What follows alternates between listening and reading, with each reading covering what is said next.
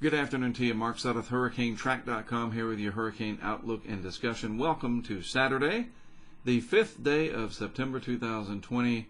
It was 24 years ago today that Hurricane Fran made landfall in southeast North Carolina, the first solid eye of a hurricane that I had ever been in. That was it. Hurricane Fran was the first eye, and the air was just as still as it could possibly be. I was in Leland, North Carolina, which is just west of Wilmington on the other side of the Cape Fear River, 24 years ago. Wow, hard to believe. Time certainly flies. A lot of accomplishments since then, and I'll talk about that at the end here, a little something for you that I've put together. All right, so here we are. It is the 5th day of September. Peak of the hurricane season is upon us. Special thanks to Kari over in the UK for that graphic.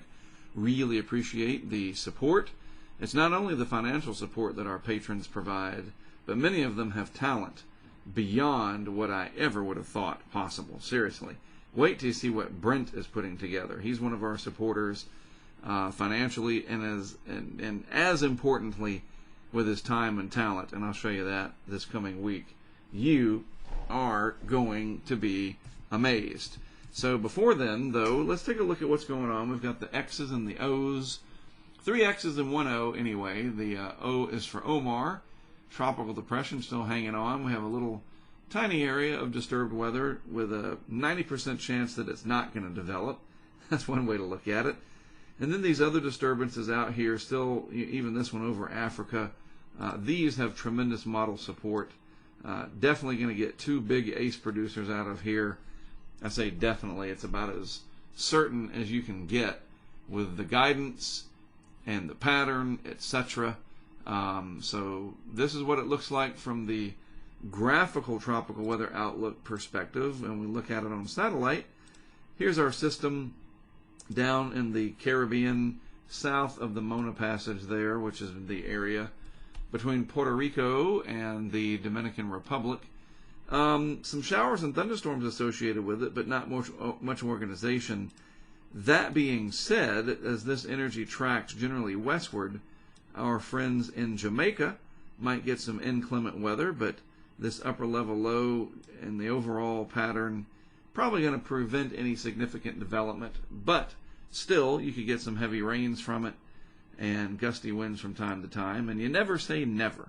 You just, especially this time of year, any area of vorticity seems to try to develop, and you know, you never know, right? That 10% can change, but I don't think it will, but don't be surprised if it does. You know what I'm saying? Just keep on top of it.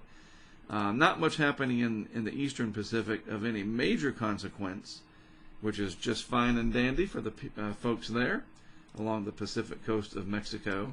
And then we have our 2 areas of interest here. One area still coming off Africa, the other a very large piece of energy. And that's kind of the problem, if you want to call it that, in terms of tropical cyclogenesis, the birth of tropical cyclones. What's the holdup? Why are these not developing? Not that anybody's complaining, but you do want to try to understand the process. And there's so much energy out there, just this large monsoon trough feature, that it's hard to get any one piece of it to bundle up and take off. And so there's, so much of this going on that it's just taking longer. Well, it's only September 5th. So the bad news is when these do eventually coalesce and come together, there's going to be so many of them coming out into the Atlantic, these tropical waves, that eventually one of them is going to get through all the way to the west and impact areas like the islands, whether it's the Lesser Antilles, the Greater Antilles, the Bahamas, the United States, Central America, I don't know. But there's going to be so many that I think it's just a matter of which one, when does it happen, and how strong. But for these first couple of systems, nothing to worry about. They're way out in the eastern Atlantic. I do believe that both of these are going to eventually develop and start piling on what we call the ace points, and I'll talk about that in just a moment. So here you go. Tiny little piece of energy in the Caribbean. Rather small overall as it moves to the west. You never know. We'll see what happens with it. And then a larger piece out here. Another one over here coming off Africa. There's Omar. And nothing, thankfully, in the Gulf or anywhere in the northwest Caribbean. So no worries for the Gulf of Mexico right now as people continue to deal with the aftermath of Laura. Very devastating hurricane, and people suffering down there, losing their homes. There's no power in a lot of places still. It's just a mess. And so at least there's no tropical issues to worry about coming up. So let's take a look at the GFS from the 12Z run, and you can see that indicated right there, initialized 12Z today. And this is the 850 millibar part of the atmosphere, about 5,000 feet up. And this is the same layer of the atmosphere that this is. And so when you see that piece of energy right there, this is what it looks like in the computer model, the numeric model. This is what it looks like in real life. And this is a satellite image here, and it's just showing us the vorticity. It's picking up spin or vorticity in the atmosphere. And that gets modeled numerically with physics and lots of math, many zeros and ones. And so this is what it looks like in the numeric model world. All right? So there's the system there, more over Africa, tiny little piece there that I showed you, and there is Omar right there. All right, so let's move this out 24 hours. Sorry, there's 24 hours. This tries to get together. It's still just a large mass. This other piece right over here, innocuous, no big deal. And there's also a curious little piece of energy here that's going to kind of rotate its way back towards the southeast United States that you'll see as I put this all into motion, frame by frame anyway. And then there's more energy there coming off from Cabo Verde, Cape Verde, Africa. Another 24 hours, 48 hours out now. Nothing really becomes of the system we're looking at today. Here's a little piece of energy here. Minor, wouldn't worry about these too much. This, well on its way to becoming a named storm in 48 hours. Another system coming off, right off the Cape Verde area, as I showed you. So that is 48 hours. Going on out another 24 to 72 hours. Should have the P named storm here. Little ripple of energy in the Gulf. A little piece of energy here. Again, you never know. When these suddenly just decide, and they don't decide, they're not living creatures, but the models have not done very well this year with picking up on the birth of these systems, what we call tropical cyclogenesis. So let's just certainly keep an eye on these little features. Anytime you get these pieces of vorticity over 80-degree water or higher, especially as warm as it is now, you never say never. But out in the East Atlantic, another system passing through the Cape Verde Islands, and then the system there. This could be the P, and then what do we go next to R? Paulette and Rena, I think it is. Wow. Another 24 hours. Now 96 hours. Not much over here. Maybe a little bit of an impulse approaching the Carolinas there. Something to watch. Name storm, almost a name storm. So maybe P, R, and S, perhaps. And then you start looking at the pattern. We know we've got the energy out here that's almost certainly going to develop. One, and more than likely two, name storms coming up. So what does the pattern look like? Well, this is the 5,000 foot level of the atmosphere, as I mentioned. And we get a little bit of an idea of how much ridging there is. But you do have this break right here, upper level low. And the ridging is a little bit farther to the north. The high pressure is centered more to the north. And so the influence is such that these should gain latitude. And more than likely, odds favor some kind of a curve out to sea, somewhere in that alley. Yeah, maybe back to the west more. That makes sense considering the pattern. But that's not the same as saying that it's a guarantee that they're heading out. You remember Florence back in 2018. It was coming out, and it looked like, oh, it's going to take a ride on the Central Atlantic Trough, and that's the end of Florence. We won't have to worry about it. And then every run, it got a little bit more west, and a little bit more west, and you remember. And what did it do? It ended up having a very unusual track where it came in and basically came in like that, moving due west, roughly into southeast North Carolina. All I'm saying is the pattern is always changing. Some of the things that I note is the very warm water temperatures in the North Atlantic, which tends to help the ridge get stronger. We'll see, all right? Just don't buy into, and I'm trying to strike a very even balance here. That I'm not trying to wish cast or suggest something that's not going to happen. But at the same time, when people are 100% sure, oh, they're all fish storms. Well, they are, except for the ones that aren't. And I know that sounds very obvious, but you can hype things in the opposite direction, and then people stop paying attention, and then they get confused, and we waste time. So anyway, at 96 hours, definitely have 3 named storms, potentially 2 for sure, maybe a third one there. And then again, this little curious feature right off the southeast coast. We'll watch and see what happens there by day 5. All right, so by day 5, a couple of interesting things to note. Little small impulse in the Gulf of Mexico. We do want to watch that. Troughiness with some upper level energy here in the nation's midsection. And then some pretty stout ridging trying to build in now over the northwest Atlantic. You can see the outline of that high right there. Pretty solid. What do we have? Tropical cyclone here, tropical cyclone there, tropical cyclone there. 3 named storms maybe coming up. Oh my goodness. We're going to go into the Greek alphabet before we get to October at this rate. And then the ace points are really going to start to come up. And by that I mean the accumulated cyclone energy, the quality of these systems. We've had 5 hurricanes, all of them strengthening right before landfall, I do believe. So they haven't been long-lived strong hurricanes. Laura was pretty close to Category 5, but only for a few hours. And so the amount of energy that it expended, the kinetic energy, what we call the accumulated cyclone energy, was not very robust. Had Laura, like Irma, been strong here all the way across, making landfall in Lake Charles later, it would have accumulated 40, 50, 60 ace points. It's kind of like looking at a basketball player. I've said this before. You think about the great Michael Jordan, and he won a lot of games, but how many points did he score? Well, he also scored a lot of points.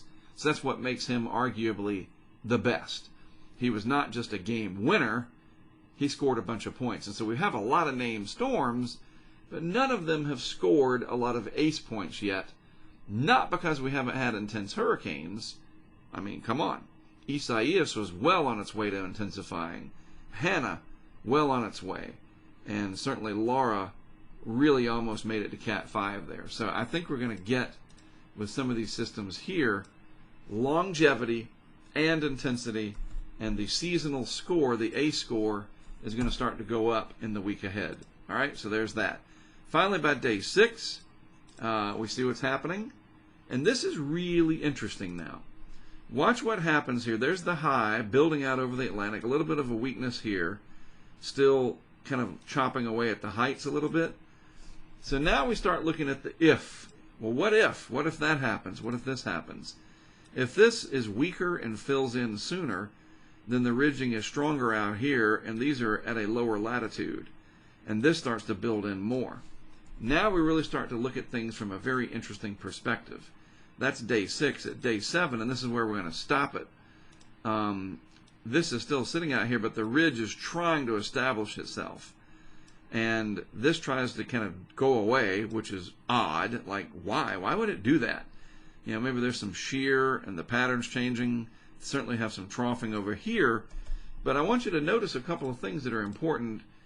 Even at this level, the 850 millibar level, we have some troughing over the, down the Ohio Valley. But this is a cutoff low. It's not your deep, longitudinal, sweeping trough coming in. It's lifting out. This energy is going to lift out. The ridge is going to build back in. We really have to start watching now. A couple of days ago, it looked like everything that was going to develop out here had an easy shot into the Atlantic, maybe something like that. I don't know. Just that was the alleyway. We're starting to see signs now, and if I go back and just kind of run this through to, from where it is now to day 7, you see what's happening there. See? And I don't want to go too far out because it's just pointless. There's day 7 there, right? So interesting how things seem to be evolving. All right, so we'll watch it. Jack's going to talk about it on our blog, on Patreon. And, we'll see. We got a long way to go. All right. Put this together, the Hurricane Highway series, crowdfunded by our patrons. First 5 episodes that are already complete out of 7. I'm going to have 7 episodes for season 1. I'm working on episodes 6 and 7 now. They've been started, and I'm making good progress. I'm going to have them done hopefully by October. And then all 7 episodes will be done. But I've gone ahead and I've made a playlist. This is a great work. I watched it again. I'm like, wow, I made all that? And I'm bragging, but I enjoyed it from an outsider. I was like, well, that's pretty good, dude, considering that you edited this whole thing on this very laptop right here. A Dell, what is this? An Inspiron 7000 series with a GeForce GTX NVIDIA graphics card. It's not like it's a big-time editing computer. Anyhow, I did the music myself. I literally composed it specifically for the episodes. I didn't put it together using phrases, and anybody can put music together. I made the music, and a lot of you know that already. Anyway, it's on YouTube. I'm working on getting these all on Amazon as well. That's a longer process. And it's crowdfunded. And if you want to be a part of it, if you want to be a producer, have your name in the producer credits, or have your name listed in the credits when we say thank you to our patrons, join Patreon and help to crowdfund not only future editions of the Hurricane Highway Season 2 coming up for next year, but all of our other stuff that you get as a benefit of being a patron, a supporter, a sustaining member of all of our projects. And how cool is it to have your name in the credits? And that's forever. That'll live on social media, presumably long after I'm no longer here doing this. It's part of history for what it's worth. And, it would be really neat to have this on a major streaming service like Netflix or Hulu. But I already kind of do, right? YouTube's pretty major. Amazon Prime Video is pretty major, and I'm allowed as an independent filmmaker. So it's up to you to share. I rarely ask that you share stuff. I'm just not into that. But why not? Share it. Share that link. It's on my Twitter. I'll put the link to the playlist in today's description. And let's get people looking at it. And you never know. Maybe somebody from a major studio will say, we want this on our platform. And then we could get a really big budget. We're still going to crowdfund it. We're still going to thank everybody. I'm not going anywhere. I'm not going to sell you out. But, hey, when the audience demands action, sometimes action is what they get. And you never know. This might end up on Netflix or something for 2021. And even if it doesn't, I don't want to say I don't care. That's kind of a pretty good goal, but I'm very happy with where we are with it, and it's all thanks to you guys. So thank you. All right, I'm done. Let me upload this so that you can go about your Saturday. But thanks for spending some of that Saturday with me.